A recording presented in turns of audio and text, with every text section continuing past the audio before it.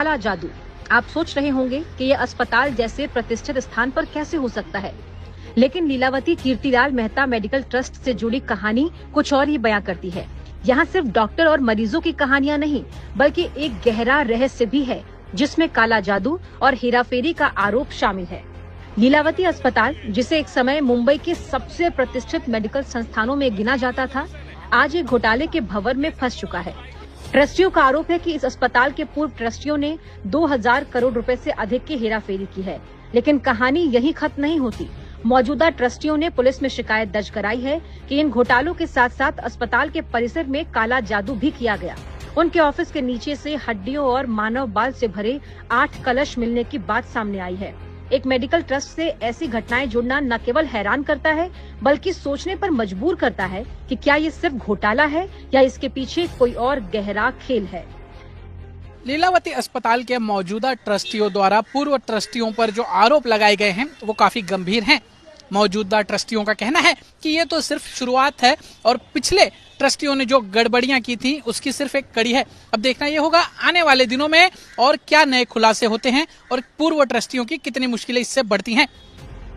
Bandra metropolitan magistrate court के निर्देश पर 6 मार्च को बांद्रा पुलिस ने लीलावती अस्पताल के 14 पूर्व ट्रस्टियों और 3 निजी कंपनियों के खिलाफ धोखाधड़ी और जालसाजी के आरोप में मामला दर्ज किया। मौजूदा ट्रस्टियों का कहना है कि अस्पताल से जुड़ी खरीदी में भारी धांधली की गई और फंड्स को अवैध रूप से विदेशों में डाइवर्ट किया गया। कुछ आरोपी दुबई और बेल्जियम में बैठे हैं और अब तक गिरफ्त से बाहर हैं। मुंबई पुलिस के पूर्व कमिश्नर और लीलावती ट्रस्ट के मौजूदा कार्यकारी निदेशक परमवीर सिंह ने इस पूरे मामले को उजागर करते हुए कहा कि ये घोटाला सैकड़ों करोड़ रुपए का है और इसमें कई बड़े नाम शामिल है। 1247 करोड़ और कुछ लाख इस प्रकार का उसमें आंकड़ा है। 1200 करोड़ से थोड़ा सा कम है। उससे पहले एक 44 करोड़ का है, उससे पहले एक 12.5 करोड़ का है। और एक बार इन्वेस्टिगेशन शुरू होगा तो क्या क्या सामने आएगा, देखते हैं क्या होता है। जो ट्रस्टीज थे, ट्रस्टीज तो छोड़ के भाग गए हैं। जिनके ऊपर गुने दाखिल हुए वो तो यहां से हिंदुस्तान से फरार हो गए। Function day to day function चलता है नहीं है, पिछला ट्रस्ट तो बराबर अफेयर्स चला ही नहीं रहा था।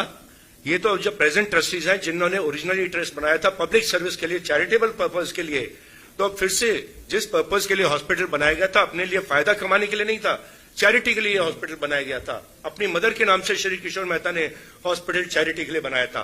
तो उसी काम में ये लोग ट्रस्टी लगे हैं, जी जान से लगे हैं। मिसेस चारू मेहता की उम्र आज 83-84 वर्ष है। रोज आके अपने हाथ से पेशेंट्स की सेवा करती हैं। 2002 में Lilavati Kirtilal Mehta medical trust LKMM के संस्थापक किशोर मेहता ने बीमारी के दौरान अपनी जिम्मेदारी अपने भाई विजय मेहता को दे दी थी। उसके बाद विजय मेहता ने जाली हस्ताक्षर और दस्तावेजों के आधार पर अपने बेटों और भतीजों को ट्रस्टी बना दिया।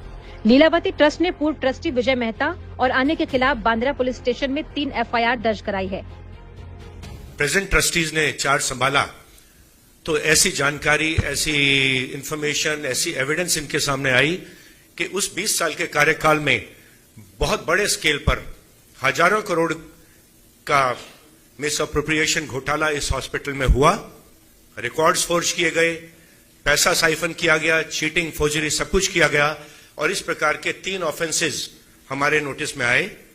पहला ऑफेंसेस एक 12-12.5 करोड़ का था, जहां किसी बिल्डर के नाम से कुछ पैसा साइफन ऑफ करके हॉस्पिटल से बाहर ले जाया गया। वो offence already Bandra police station में दाखिल हुआ, 2024 में अंडर इन्वेस्टिगेशन है।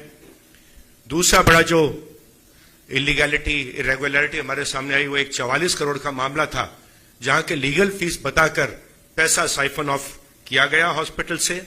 उस मामले में भी हमने लिए बांद्रा पुलिस स्टेशन में कंप्लेंट दाखिल की थी, लेकिन जब रीजनेबल पीरियड में पुलिस ने गुना दाखिल नहीं किया तो हम ऑनरेबल कोर्ट को अप्रोच किए। हॉस्पिटल के कर्मचारियों ने बताया कि पूर्व ट्रस्टी प्रशांत मेहता और चारू मेहता को नुकसान पहुंचाने के लिए काले जादू की प्रथाओं में शामिल थे।